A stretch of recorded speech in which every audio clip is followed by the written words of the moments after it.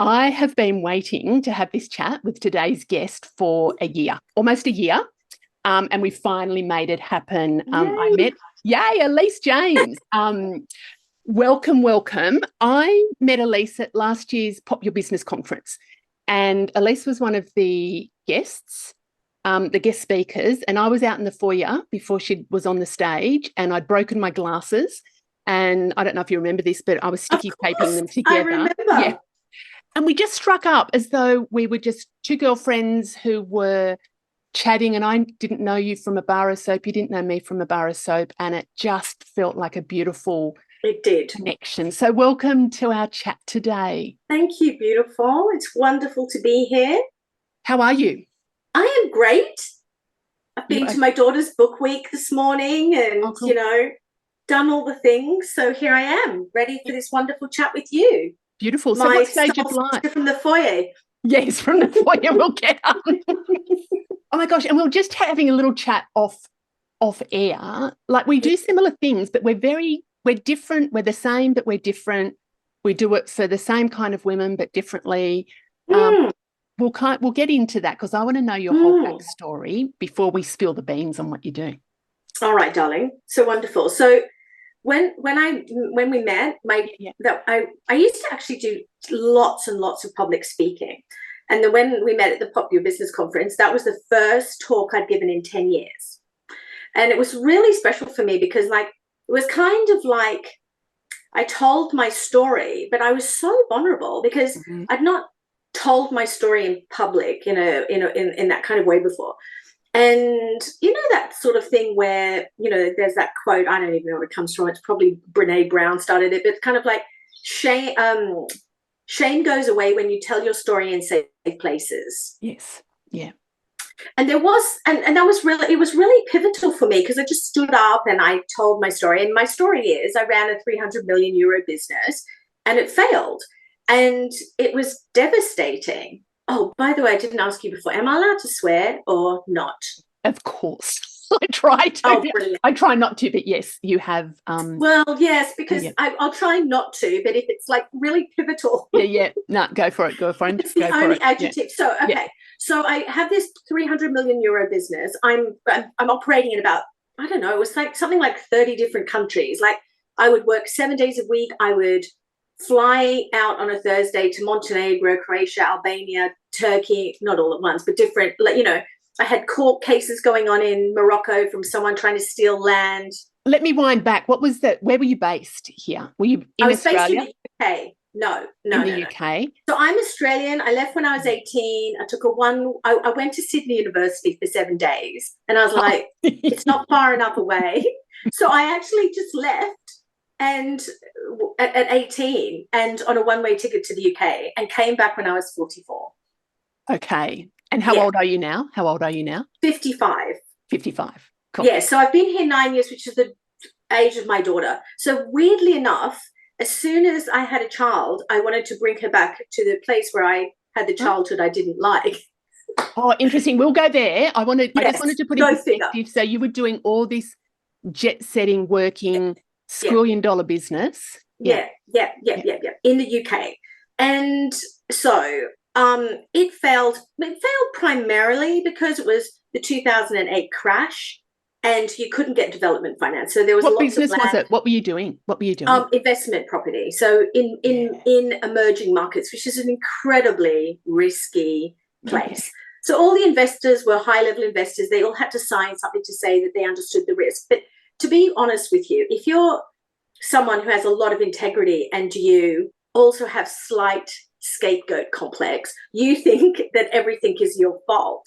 Yes. So the way that I took everything going wrong was that it was all my fault, even though for sure that's not true, even in reality. Yeah.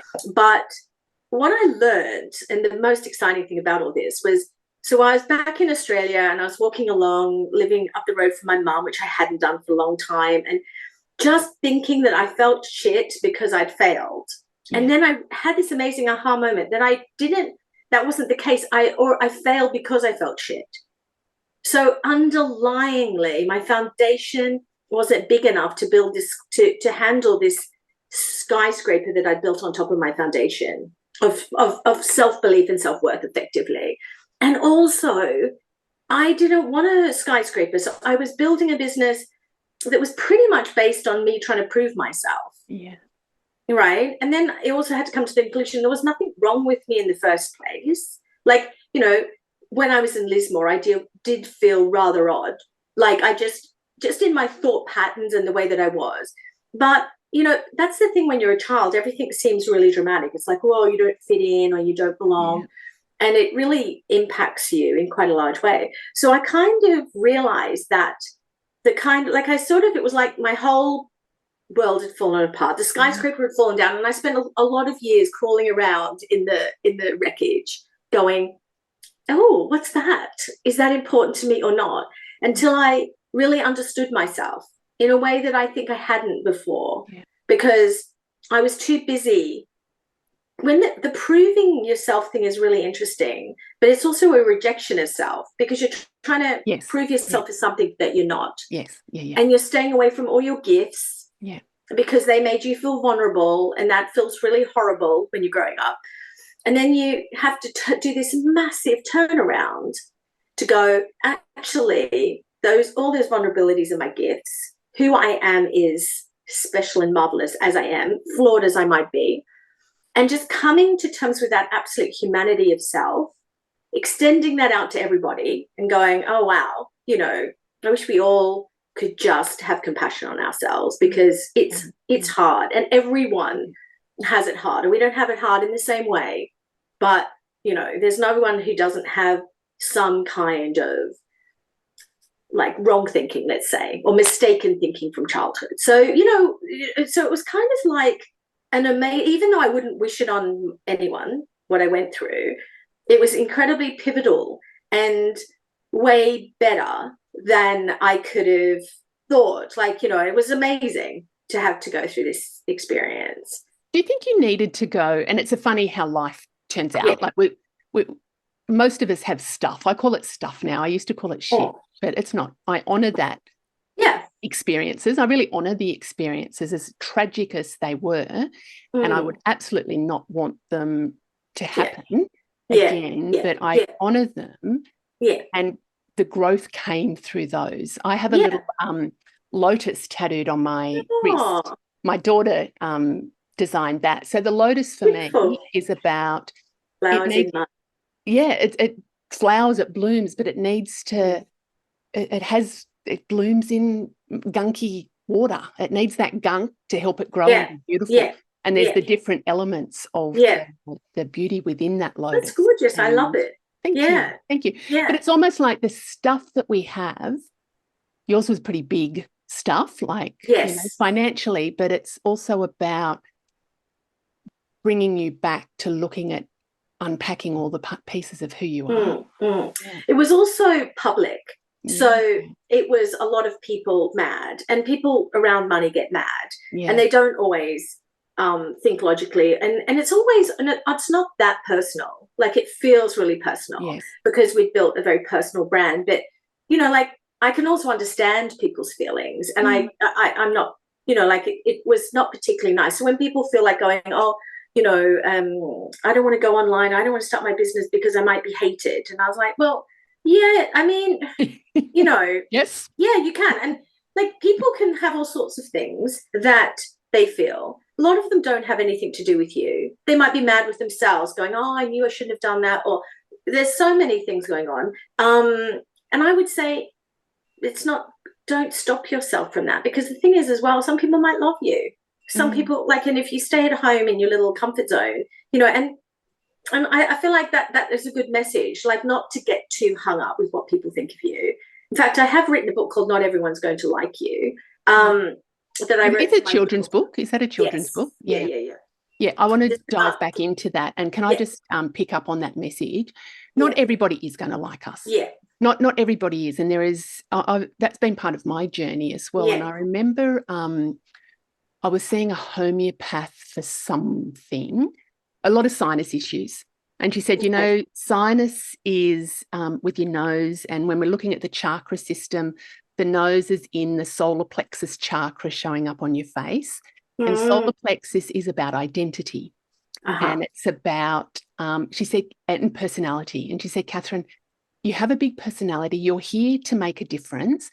You're in positions of, I was in leadership positions. I was in training positions. I was president of community clubs. I was in positions where I was visible. And I was personally finding it, oh my God, I'm making some decisions that not everybody's going to like. And she said, Catherine, get used to it, because not everybody is going to like you. You're going to polarize people, but there will be people that love you. And it's about continuing your message so the people who need to hear it will hear it.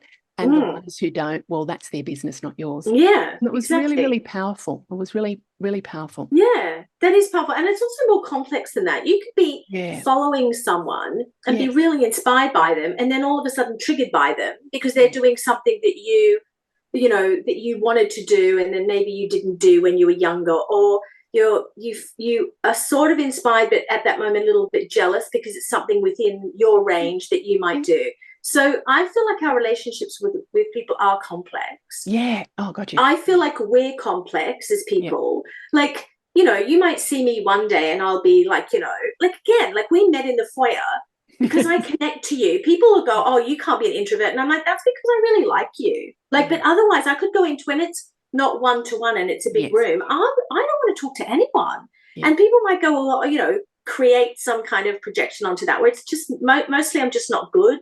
I don't know what I'm doing, so therefore I'm a bit scared. Yeah. And I'll find someone who I can, do one-to-one. At the same time, there's other aspects like, yes, last week I did that modeling competition, which again, I was super nervous about. Don't get me wrong, but I could go out and do something extremely brave. And I feel like this complexity of our characters, people don't understand. And when I was young, people used to think that I was doing a lot of things to get attention because that's the standard thing to think about kids. But I knew that I was doing it for self-expression. Yeah. So I'd be in Lismore wearing, I don't know, weird gothic clothes and having punk-shaved black hair, and people would be like, oh, look, she needs attention. And I'd be going, my soul needs to wear this. And I'd rather affect you than me. So I'd rather have my self-expression than have your approval. And it's for me, it's like the center stone of being brave and courageous. Yeah. But you can still be shy and you can still be absolutely nervous. And my arc is nervous, do it, feel euphoric, then feel like I need to go under the blanket. When the euphoric, dopamine and adrenaline wear off, then I want to go under a blanket, watch a movie and go to bed, because then I'll have a vulnerability hangover. And all of those things are valid parts of my experience. Yes. It's not like, I said to someone today, I was like, everything in life is possible on the other side of a nervous poo, which I know. Yes, very true. Yes. It's true. And she said, I can't imagine you nervous. And I was like, I'm totally nervous. I just do it anyway, like a muscle. And some of them, like public speaking, I've done a lot of that. So over the time, I could probably get up and speak anywhere, but that's because it's a muscle that's like pretty well developed. Yeah. So all of us are capable of doing these things. And I think as well that it's weird, the nudges of our soul, what we want to do. Yeah, yeah. And again, I think I've struggled most of my life. I don't know how you feel about this, about making sense. Because it's like some of the things I do don't make sense. They don't even make sense to me. Yeah. And yet they're calling. They come from me. And I think, again, if you've gone through this people-pleasing thing that we both have, or trying to prove ourselves, you often have really second-guessed yourself a lot. So then your instincts are there. And for me, they're tiny. They have these, it's like, they're not shouting at me or anything. They're these really subtle forces. And I've ignored them for a long time. And now I'm back into doing them. And I'm like, you don't make any sense. And I'm like, well, maybe that's something I've had to come to terms with, is following your instincts and your intuition and your own dreams doesn't make sense necessarily, even to you. I can so relate to that. And I think, but I didn't know that. I can see through my eyes now at the age that I'm at now, looking back on life, going, oh, yeah, of course that all makes sense. And what you said there that really resonated with me is it's a calling. Like I'm here, I know that I'm here in this lifetime Yeah. help others to Yeah. live better lives. And Yeah. I know that I'm here to experience life in a certain way and get lessons from it that I can share and make things maybe a little bit easier, a bit more practical for others. Yeah. Now, they all have their own life lessons, but I know that I'm here and it's an absolute calling. And one of the things that really shifted in my mind was when I really sat and what is it that my soul wants? And I shifted out of a lot of that. I still get nervous like you do, but I just got over myself a little bit. Going, I'm here to do some stuff.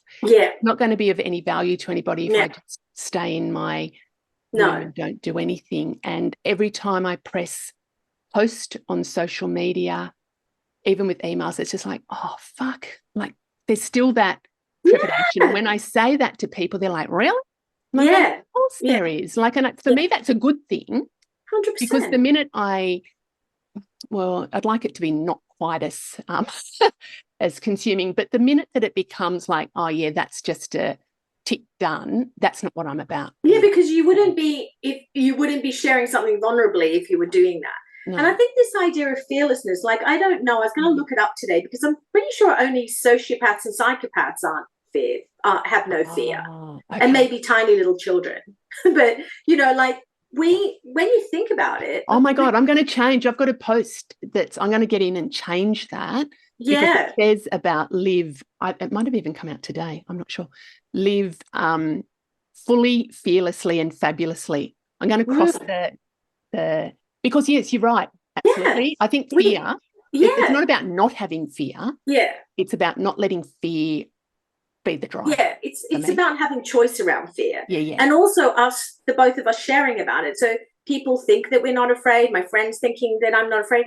I'm totally afraid. It's not, you know, I'm not. The weird thing is, I was talking about complexity. I think most things have a duality, like feel the fear and do it anyway. I think there's a lot of beautiful things in that, but I also think there's a lot of toxic things in that as well, because you're pushing yourself to do things you don't want to do. And that's why you have to know yourself. And that's why me rummaging around in the you know, the ruins of myself, I know who I am. So it doesn't really matter like anymore, because I know what I want to do and I don't want to do. And I think that that's an incredibly, so if I feel the fear and do it anyway around my intuition, hurrah. If I feel my fear and do it anyway around my ego, I call my ego Jazz Hands, because she's I remember that. Yeah, she's so like, oh, I'll handle it. I've got this under control. And she's terrifying. I mean, she was kind of brilliant in her own way. And when I failed, Jazz Hands kept wanting to get back up and run the show. And I knew that if I let her, I know it sounds kind of weird as if I'm talking to all the different voices in my head. It makes complete sense to me. Yes. Yeah. I feel like we run a boardroom. And that it was, Jazz Hands has not gone away. She's just not the CEO anymore. Yeah. Because she's just, honestly, she's just a performative. That's why I call her Jazz Hands, because she's just dancing, little tap dance and jazz hands over life. Whereas I'd rather feel the feelings. And I'd also rather not pretend and do the thing. So sometimes you're a lot more vulnerable. Yeah, I can see a thought in your eye. Go. I'll try and hang on to it. You go. Yeah. Sometimes you're more vulnerable. Kind of like, like you're the vulnerability. And when you're highly sensitive as well and empathetic, the vulnerability is just so intense, especially when you're a child. And some of us will, like, I don't want to ever feel that again. And like, I'm one of those people that goes through life with no, you know, painkillers, in terms of like, I'm not that massively addicted. So I'm just there going, ow, this hurts so bad. And I was thinking maybe I should shut off a little bit. And then I was thinking, no, I just want to go through it all and feel it all. And the feelings help the growth. But anyway, that was a lot longer. I hope your thought is still there. No, my thought's there. I wrote it down. Right. I was thinking, feel the fear and do it anyway. Yeah. I think maybe there's another or a couple more steps in that. It's feel the fear, because for me it's about really acknowledging the emotions. So really feel it, take notice of it, not just jump in and do it anyway. But what's its purpose? What is fear there for? Is it there to protect, or is it there to hold you back? Is it there because there's times we do need fear. There's times that adrenaline, that but there's times when we do let it hold us back. So Yeah. maybe it's about feel the fear, check in with it. What's its purpose? Do we need it? Do we not need it? Then do whatever you need to do, or not do whatever you need to do. Because if it's, I get the concept of it. I absolutely get the concept. It's about don't hold yourself back from something that you want to do. But I just had a thought. Yeah.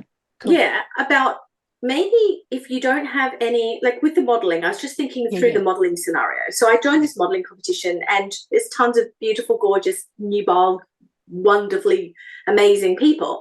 And me, who's also all of those things, but 55. And I saw a few, I didn't see any of the older faces, but it's kind of like, so I did that. And I did it because I actually, funnily enough, not about looks, but about voice. But I have to become attached to the outcome because there are 6 places and I might not win. And as much as I'd like to win, because it would be fun, I might not win. And if I'm too attached to the process or the perfectionism or the ego of I won, and I published it out before, like I didn't go, oh, I just won a modeling competition. I was just like, I just joined this. I don't know the outcome. If you can't live with one result of the outcome, then you won't do the fearful thing because your ego will get crushed at the end. So maybe you can feel the fear, because the doing is the amazing, like the journey. I know everyone says it, it's like a cliche, but the journey is your birthing canal into reality for you. And, you know, like I might win, I might not win. I might get shortlisted, I might not get shortlisted. None of it's got anything to do with me. It won't make my worth. I think that is one thing that I did in the transition from my tower falling, was that I don't have my worth based on my work. Yeah. It's no longer connected. So when I was a teenager, I was right at the beginning of my adolescence, I had this beautiful hair. And I went to the hairdresser, and I was only 13, and I was having my little Farrah Fawcett model moment, you know, that kind of hair like that. I'm not, you know, and you'll see how old I am from that reference. But I went to the hairdresser and I said, oh, could you give me a little trim? And she cut all of it off, all of it. And it was really terrifying because I didn't have the voice inside me to go stop. And she just literally gave me a pixie cut, kind of probably similar to yours without any boldness of it. Anyway, I went outside and no one recognized me. And like all the boys that were like really interested in in me at that moment just stopped being interested in me. And I was like, oh, ouch. So then I was like, okay, well, you can be the smart one. So I connected which was in a way fortunate, because your looks and how you are perceived can be quite a hard one for people. So I kind of got dealt that one fairly early. But then being the smart one, so when I failed, that was where my worth was, you know, productivity. I call it the productivity virus. Like we're all taught that our only productivity is in our work and whether we're successful in this particular, and it's huge for people. It's huge. And the more older that you are, the generation, like my dad's 80 something and he cannot nap without feeling terribly apologetic. The guy's 86. He's got to be mowing the lawn and, you know, chop. What are we doing, you know? So I feel like my work and my worth got very interchanged. So maybe the good thing about what we were talking about fear is that if you detach from the outcome and you don't make the outcome personal, then you can do anything. Because it doesn't matter, because I've done it now. I've jumped out, I got my makeup, I did it, and whatever happens now is not in my control. I think that's really powerful in life, and also that manifesting about trying to detach from a specific outcome. But I see a lot of people, I do a lot of leadership coaching. I do a lot of coaching with women around confidence, and it's often identifying their worth with an external to who they are. So the position that they're at. And I have to get to the next position. It's like, why do you need to get to the next position? Well, then I'll be seen to be good at what I'm doing, even though I don't want to do that next level. Exactly, even though you might hate it. Yeah, and I've had clients say that, is just like, I don't want to do it. That would be the worst. Actually, I've got a guy I'm working with at the moment. I'm sure he won't listen to this. But he said, I've got the perfect job now, but I'm considering another job it won't be great. It won't be as good as this. And he just listed off all these things that would not be good about it. So why the fuck are you even thinking about it? And actually, I did say that to him, and he's like, oh. And that there's a huge breakthrough that's just come through from that one question about, well, why are you doing it? Well, the perception is, I think others expect me to do it. Well, why would others expect you to be going for a job that you don't love? Why would? And it was about his own validity and things. And I was thinking too, a lot of women I work with attach their worth to their looks. Yeah. And if I, around weight, if I'm a certain, and I've done this in the past, and it still kind of pops up now and then, but attaching worth to how we look and appear. And it doesn't mean to say that you can or can't look a certain way or have, that, oh, fuck, I've just got a mental blank. But it's not about attaching to a certain like your worth. Well, for example, we've both got grey with, like, I've got a slight little. You've got pink. You got pink. Yeah. Do you know why I've got pink? Because my hair is so light that it gets that nicotine yellow thing in it. Oh yeah, sure. Yeah. And I can't be bothered managing it because I'm actually incredibly low maintenance. Like, for being, like, one part of the people at my, is that I've definitely got a diva in there, but I'm also, like, I don't know if being a lazy diva is a thing, but I just haven't. I haven't got the time and the energy to deal with it, so I just pop this little candy floss from Woolworths into my hair, and I like it. But going grey is a thing, because going up against people, for example, in their 40s with their blonde hair, and you're like, oh my God, do I look invisible? And it was really confronting. And I wanted to do it because I wanted to come to terms with myself. Yeah. I thought the earlier I came to terms with myself, the better in the long run. Yeah. But it's not without its confrontation about aging, and we believe about it. Yeah. And I'd say that most of the things that we're talking about, one of the reasons I got in from being this entrepreneur and doing all of this stuff, and I'm still an entrepreneur at heart, because I think that's who we all are, or if you are, you are. Yeah. You can't really do much about it. But I got into these heart healing where you deal with people's childhood wounds, because I do feel that a lot of things, the trajectory of things, starts when you're little, and it starts with that idea. And for me, it's kind of like, for most children, when we're little, you can't hindsight childhood, because in childhood you don't have the tools that you have now. So you can't go back and go, why did I do that? So when you're a tiny child, if you're going, I don't feel good, I don't feel safe, this is not working for me, you cannot invalidate your carers. You can't say, oh, they're weird, there's something wrong with them, because that would pretty much on a DNA basis mean that you probably would die. You can't take care of yourself. So your job as a child is to validate someone else and invalidate yourself. So you're probably more likely to go, this is weird, I don't know what to do with it, particularly if you're empathetic or sensitive in any way. So you go, the fault must be with me. There's something wrong with me. And it's a very deep thing that a lot of us carry, that there's something wrong with us.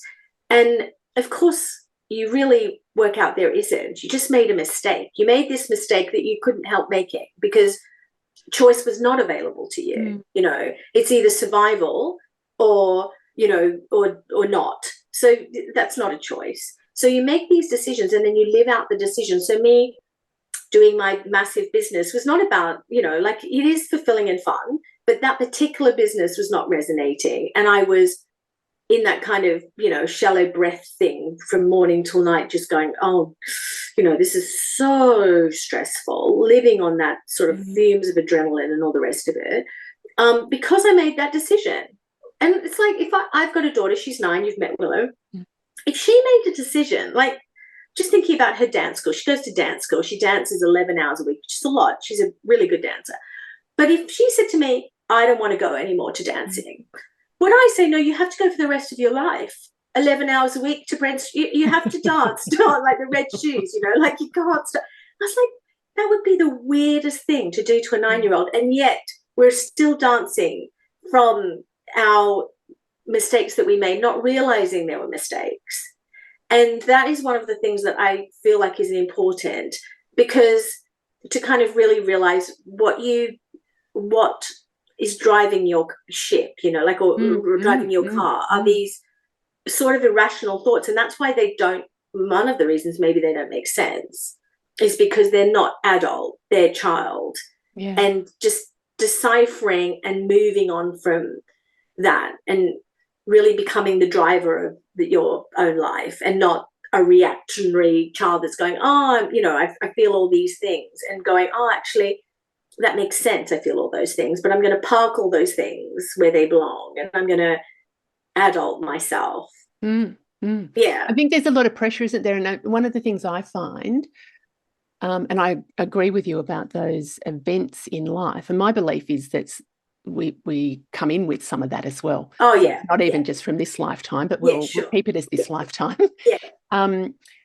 And some of the events are significant events that our conscious mind can recognize and can see the links. A lot of it is at a very subconscious level where we don't even know. And it really is like that peeling the onion. And that we get, you know, often it's the significant event or the thing that we know happened that leads us in to some other layers to go, holy shit, I just didn't even realize that was a thing. And for me, it's not about casting blame anywhere. It's about we come in with our life lessons that are for us. And some of those experiences, all of those experiences are part of our life lessons.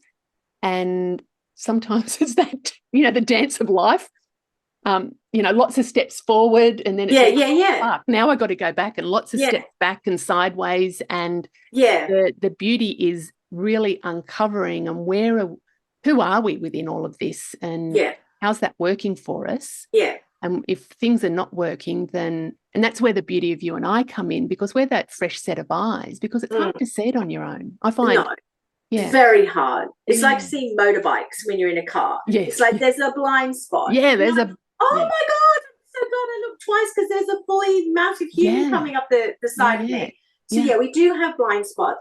And also we've got like troughs of neurolingual pathways that have become like, you know, those sheep things where they go to their water trough, and like they've got whole paddocks of grass, and you'll see the little path that they walk to the water trough. And we've all got those.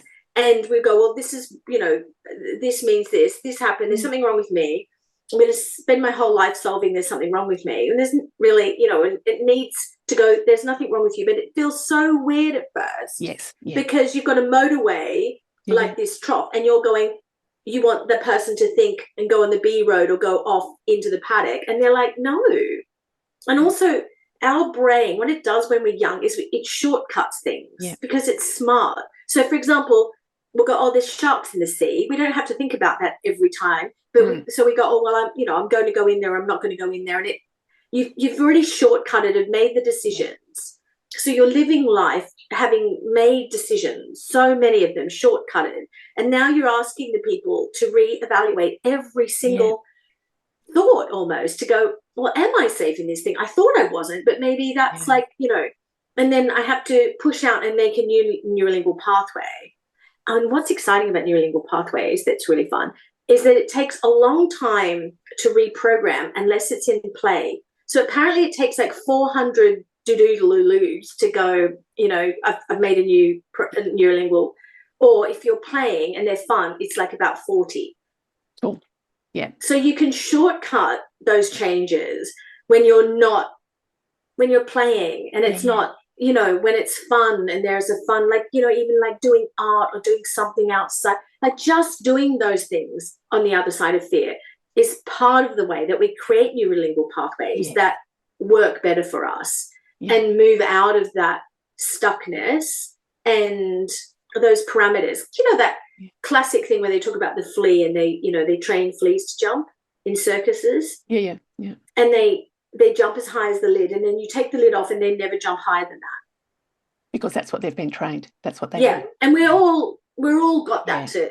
So it's kind of like going, oh, I want to jump higher, and how that's going to feel.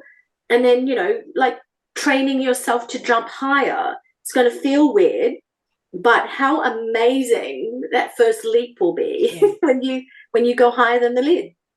Do you know what? I'm doing a bit of an experiment at the moment, and it's about baking and cooking. My brain works very, very differently, and I've put some posts up about this. When I'm doing what comes naturally to me, easy peasy, don't even think about it. So in my coaching space, you know, there's obviously strategy, but it's just second nature.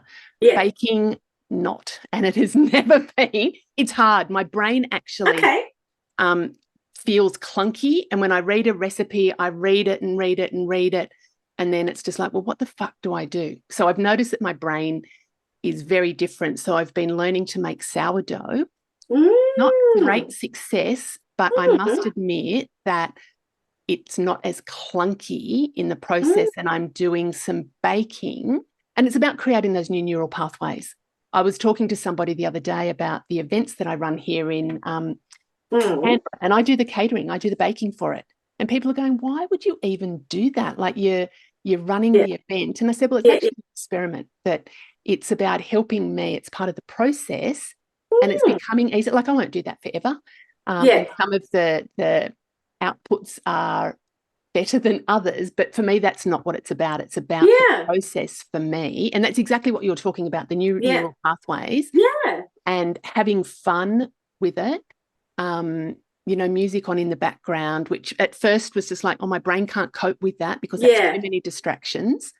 But now there is a real joy to it, Alise. There's a real joy, which I would never, ever have thought. And yeah, it's cool. So that's the new neural pathways. I love it. I used to bake a lot when I was a child. And because I was a child when I learned to bake, like I have a scone recipe that I could do in a dark room with my eyes closed. Like I could just make it baking. And I feel it with my hands. Like the thing about recipes is they are quite off-putting because they're suggesting that this is the only way. And there's the funny thing about life and everything, scones, like you've got to feel them. Same with bread. There's a recipe, but then there's feelings, like if it's ready, or you know, like that. You know, like scones have to be like baby's bottoms, soft. You know, and then when they're not, you either add sort of more flour or more liquid, and depending. So baking is also. Do you? I have a question there for you, because I get that analogy. For life, it is about the feeling. It's not just being locked into a recipe. I don't have the foundations to know how to adjust the recipe. So how I hear what you, and you're my baking role model now. How do you in life, where you don't know how to do the thing, to trust your intuition? Because what I would say is, like, I can't be intuitive with that because I've got no foundation. I need to know the context. What's your thoughts around that? Okay. Well, sure. I would say two things. One is probably, I wonder what your foundation thought is of why you can't bake and why you believe you can't bake. It's like, I bet if we had some time, we could go into this, probably a thought or a memory or something where you're not good, you shut down around that thing, possibly. Right? And then scones, this particular analogy, we'll run with that. There are, if I told you the outcome of feeling, you could experiment with like the two logical things, which is if it's too wet and sticky, we're going to add more flour. And if it's too dry, we're going to add more liquid. And we're not going to over knead it. So it's kind of trusting our instincts and our physical self and common sense, which is kind of like, you know, if you didn't tell yourself you didn't know, what would you do? So if you had the idea that you did know, then you would, and as well, even if you couldn't trust yourself that you knew or didn't know, you could experiment. So you'd go, okay, I don't know how to solve this problem, so I'm going to put more water on, more milk in this one, and I'm going to put more flour on this one, and I'm going to feel my way, and then I'm going to bake them. And maybe this is around the failing idea, because we're not trained to fail. We're trained to people please and be perfect. And so you can't conceive making not perfect scones. Whereas if you like if you're making them like me when you were like really young, that wouldn't have occurred to you that there was such a thing even as perfect scones. I mean, there's just scones straight out of the oven. And I had a few old ladies that used to teach me when I was young as well, because my mum wasn't a great cook, but she'd send me out to these old ladies and they would teach me to put like, you know, tea towels, and it was kind of a beautiful experience, but it was not at all stressful. So I think it'd just be like seeing if there's a limiting memory thought pattern around all of it, and seeing about what about the outcome. We can't have fun. So for example, with food, it's like, can we waste food or not? Is it okay to bake a bunch of scones that you could chuck in the bin? Maybe that that's stuff I'm just thinking. I'm loving this because I'm thinking about my own process. Yet there are some memories around that, but it's not having the foundations to link back to. Do you know what? The outcome for me is not really the thing. It's not about being perfect or anything. It's about what is the knowledge or the foundational bit where I can be flexible. So if I think about my coaching, when I first started coaching like 100 million years ago, I needed to have a structure. I needed to know how to do it. So this is reflecting on my own process. And once I had that sort of structure and foundation and got in and had a bit of a practice, I'm completely intuitive within what I do now because I know the foundation. So I think for me, as I'm talking it through, it's the knowledge base, which is important for me. So no, baking was not, Mum died when she was 12. So I had a little bit of baking, but then after that, it was just like, no. Yeah, right. So there is some foundational knowledge. And I guess as we're talking through this is probably quite reflective of the way that both Alise and I coach, is that we have conversations, we ask questions, and then it's about getting some insights.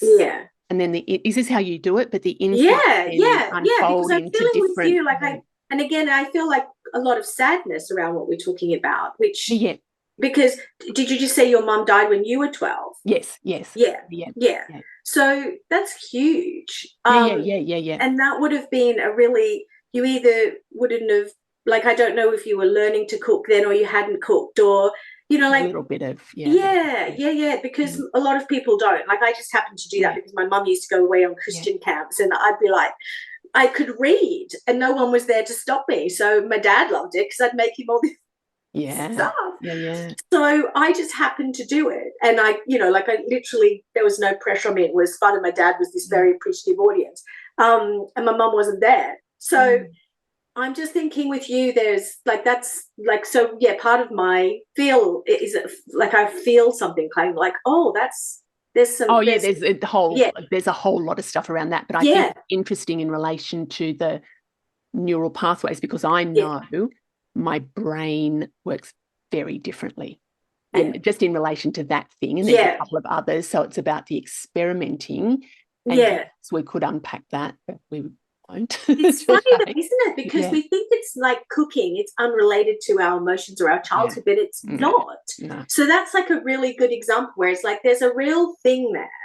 That we're trying to dismiss, going, well, that doesn't make any sense because I'm just going to bake because I'm a logical adult and I should bake. Right. I'm not saying you say that, but part of our minds will say that. And then I would say with you, with the emotional thing is the emotional thing and working your way around that. And then the other thing would be learn, like you're saying that you need foundational knowledge for sourdough, for example. I have made bread in the past, but I don't know I've never made sourdough. But with bread, for example, again, it's got a life of its own and it wants to rise, and then you punch it and you knead it. Gorgeous. And it's about, if you understood the foundations of what's going on, if someone could maybe tell you about this is reacting with this and this needs this, and it needs to be this temperature and it needs to be damp. And maybe a little explanation of why, because maybe that will satisfy some part of you that feels like they need to know. And you learn all that. And then you'd be like, right, I've got all of that. And then just then go, how does it feel? And when you're in that flow feeling, because that comes from that experience as well, where you know it so well. So if you just keep doing the sourdough, which it sounds like you do, and then you'll learn what they are and satisfy that curiosity that needs to know and go, okay, well, if you want to go under the hood of this, like you did with coaching, what's under the hood of sourdough? And then, that could be. I'm learning some other stuff. I'm just thinking about this now. I think it's my learning process. Yeah. Because I'm doing some other study. I do a lot of study, and it's interesting in growing up. I was not good at school. Yeah. I did not like school. Study was hard for me. Yeah. As an adult, I love it. I go really deep. Right. Yeah. So I'm learning this new stuff, and it's like I need to know the big picture. Yeah. And where does it all the bits together, and then within that, then detail. Yeah. And I think that's with the cooking, the baking is there's been missing of that big picture. How that's to be able to work with it. So anyway, I'm just reflecting my own learning style. Yeah. And it's interesting for people. I'm just thinking about others. We're talking about, identifying some, patterns, some maybe limiting beliefs. Yeah. Sometimes we know this on our own. Sometimes, a lot of the times we don't.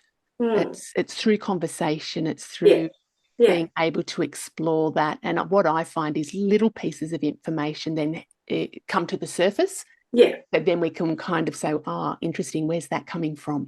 Yeah. And then that opens up the layer of the onion. Yeah. And helps people to get to that next level as well. Yeah.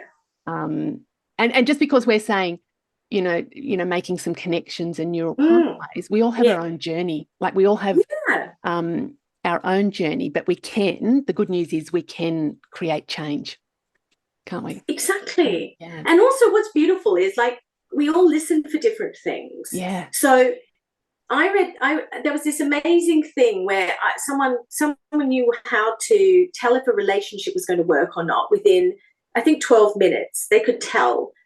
And how it was is that they could read people's faces.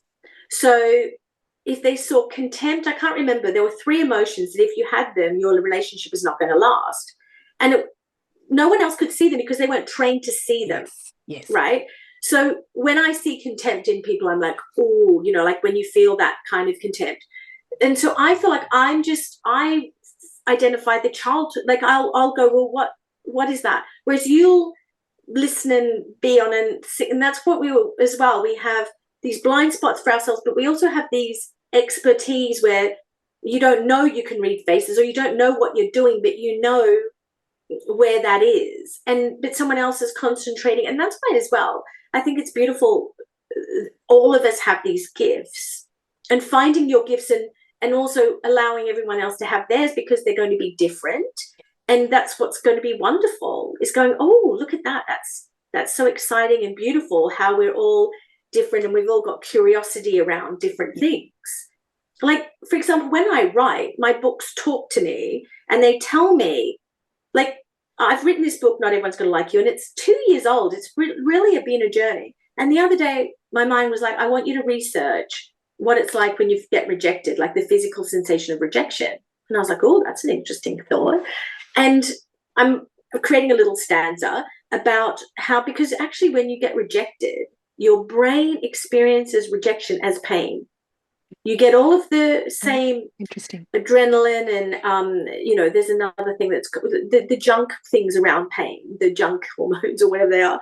So when you're a child and someone doesn't like you, you think, well, I'll get over it, or, that's resilience. It's actually hugely painful. Your brain's experiencing pain. When people go through breakups, like I went down that tunnel of what happens to our brains when we get rejected. And I'm thinking, well, no wonder people build massive experiences around rejection when they're little, because the pain will feel really intense because you have not experienced it before. Maybe, your best friend doesn't like you anymore, or feels ashamed around you, or acts weird around you. You have no idea it's like your whole life is falling apart. There's no perspective. And yet we're like, oh, get over it. Like, it'd be like, oh, I just fell off my bike and I just broke my leg. And no one would say to you, oh, get over it and get back on your bike. But if you get emotionally hurt in it, actually, I think I said that to my daughter once. I think I said, but anyway. I'm sure she didn't break a leg. No. That's another story. Ellie, if That's you're hilarious. listening, sorry. Yeah, okay. Yeah. We are all told to get back on the horse and all the rest of it. It's that's again very generational. And again, sometimes what I was saying, sometimes you do and sometimes you don't. That's why you've got to know if you don't want to get back on the horse because you need that moment, or because you never want to get on a horse again, which is also the horses might not be for you. You know what I mean? But I do understand what you're saying, but there is pain involved. Yeah. And what is interesting is I research through my intuition as well. I do pretty much everything through my intuition now, but I definitely didn't before. Yeah. And I reckon that I got into a lot of trouble with the universe and everything with my spectacular collapse because I didn't listen to my intuition. Yes. And that's not to shame anyone, because honestly, I would have things like be a healer. And I'd be like, what? I'm not doing that, and go off and ignore it and go and run my 40 plus people business that had a cash flow that needed £250,000 a month to pay people's salaries. And I'd be like, yeah, I'm just, sorry, universe, I'm just too busy to be a healer. I'm going, I had amazing amounts of stuff that and it goes back to what you're saying as well. It's identity. I didn't have an identity as a healer. I was like, who am I to think I was a healer? Like, seriously? And I feel like identity is something that really holds us back. And also I think my feelings are that shame is the thing that holds identity in place. Oh, tell me. I agree. I think identity for some people holds them back. I'm not sure everyone. But tell me what? Shame. Like, for example, I feel like shame is the kind of glue that keeps the thought together that I've got to prove myself, right? Because something happened to make you go, I'm not good enough. So you're constantly proving it. So for me to change from being a massively successful at the time entrepreneur to be a healer, I would have to change my general assumptions about myself. And I'd have to be free to go, oh, I could do that or I could do that. But I'm not free to do that or that because I have my worth tied up in people seeing me a certain way. And I feel like worth is not just people going, oh, I feel worth. It's kind of, it's held together by shame, meaning that you're doing it to feel worthy, because if you don't do it, you'll feel unworthy. And that's shameful, if that makes sense. I'm going to think about that. Yeah. I get what you're saying. And I think for some people, they will really resonate with that. I don't. With shame, only because that's not an emotion I resonate. But if you unpacked it, it might be that. Yeah. It might be. And I love that. I love that even through our conversations. And for me, there's no right or wrong around this. There are absolutely different approaches. Yeah. And I think the beauty of what we do is that we come through, and all the other gorgeous healers and coaches and 100%. Teachers. Yeah. You come through with your gifts and with your lens, with our lens. Yeah. And the people that are there to receive our gifts, they will resonate with us. And there'll be, I bet you, and this would be interesting too, Alise, that if you and I had the same clients and we did our approach, would we come with the same kind of stuff, or would we actually complement each other and come from something slightly different? Yeah, 100%. Build on what the others did. So I'm going to think about the shame. I know there's a lot of work. I know Brene Brown does a lot of work around that as well. Shame is a really interesting one because it's such a big word. It's like the word victim. Like people, like there are certain words that we shame. Like if I said to someone, like, you're a victim, it's a hideous word. Nobody in the universe wants to be called a victim. And no one wants to think they're ashamed about something. But what I've realized in my self-acceptance journey, I've gone through total rejection of self and like, you are a terrible, horrible person, to maybe you're just another human being having a human experience, and self-acceptance. And then I went from self-acceptance to embracing, like going, actually, I really do love this crazy, quirky little person that I'm in the shell of this person, in this experience, this lifetime, that, I think she's pretty fabulous, right? Flawed, but fabulous. And then we're embracing. And then it's like, and then funnily enough, the shame things come as an end thing called what keeps those thoughts alive. And people pleasing, for example, people pleasing sounds so great, you know, like you're doing what everyone else wants. But again, it's quite manipulative, and it's quite, you're trying to get everyone to perceive you as perfect, which means there's probably shame around not being perfect. And it's like, and shame, like, again, sounds like a big word, but it's more like you got in trouble or something happened when you went this way. So you decided to go this way. And why and what emotion was there that holds these things in place to make it hard for us to change. And that's why, and again, it's a theory. It's a theory that I always experiment on myself. Oh yeah, I would 100% agree. And I think, so for all of our listeners out there, this is a conversation, sharing ideas, and listeners, you know, pop your comments in to, and let us know what your thoughts around that are, because I think it's even looping back to what we were talking about, the complexities of who we are. 100%, yeah. That there's lots going on. Yeah. And I think in even just, I guess, bringing this to a little bit of a close in a minute, but it's about, you and I are both about helping people to show up how they want to show up, not how we want them to show up or how they think we, you know, what we think they should do. We both are about helping women and blokes do you primarily work with women? Yes, but I have worked with both. Yeah. Corporate, I work with men and women. In Happiness Hive, I work primarily with women. I think women, again, like I feel like, without kind of going through the feminist agenda, I feel like women, we do get the brunt of the people pleasing, and we do tend to internalize there's something wrong with me. Through the complexities of, you know, our society. I do feel like that's probably one of the reasons why women are trying to empower and help women rise. It's not because we don't love men, because I absolutely do. And when I was growing up, I had way more male friends. I actually trusted men more than women. And so, I do. And I think that's because women, we just need the help to unpack, because we've got so many gifts. Like, all of our listeners will have gifts. Like, we're talking about ours, and it's lovely. But everyone has their gift. And I think the secret is, when you stop looking to make your gift about someone else's gift, and you go, I haven't got any gifts. But it's like, that's because you think again, to be a model, you've got to be 6 foot, like, or you've got to be this, or you've got to be that. And I'm like 55 and literally 5'5". And so lots of fives. Fives, I know. We're having a busy year with the fives.